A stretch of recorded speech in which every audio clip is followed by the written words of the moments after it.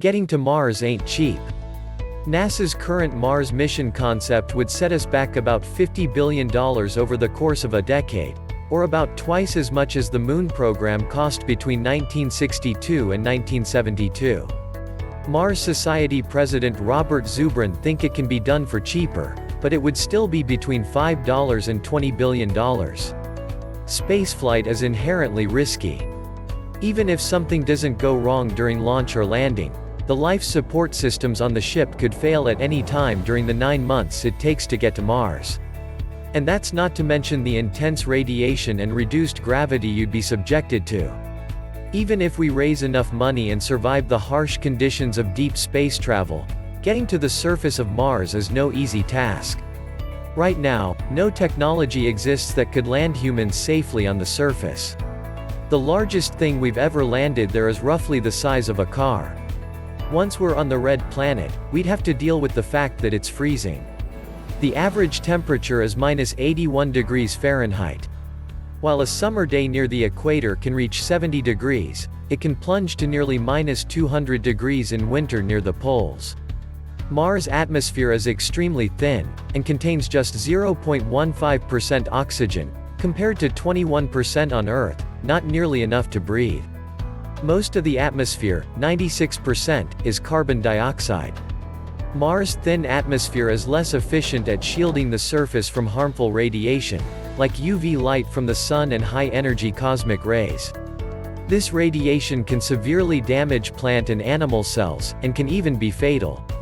Agriculture could be a major problem on Mars if the Martian soil isn't fertile.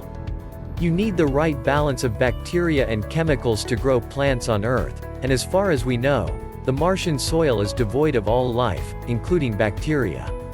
Mars receives between 1/3 to half the amount of sunlight as Earth, depending on where it is in orbit around the Sun. With less sunlight, solar-powered instruments take longer to charge and farming could prove tricky. Plus, there's the fact that they'd need water, which is essential for life as we know it. Mars was once home to vast oceans, but today it mostly exists in the form of ice at Mars' poles, and, we now know, in occasional salty flows on its surface. Also, Mars is frequently plagued by dust storms that last for a few days and carry tiny dust particles at speeds of 33 to 66 miles per hour.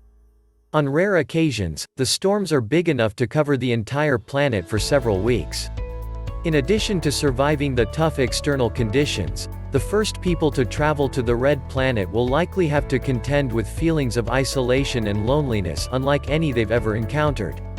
And when it comes to talking to your friends back on Earth, you'd have to deal with this on average. Mars is 12.5 light minutes from our home planet. That means it would take at least 25 minutes to have a conversation with someone on Earth. In other words, if something went wrong, you're on your own. Besides the mental challenges, our bodies could suffer too. On Mars, you'd weigh 1/3 of what you weigh on Earth, which could have unforeseen health consequences. Our muscles evolved under Earth's gravity, but with lower gravity it's possible that we could lose muscle mass, similar to how astronauts do under zero gravity. By colonizing Mars, we'd be jeopardizing any search for life that might already exist there. That's why NASA has strict planetary protection policies, but these would go out the window once humans set foot on the planet.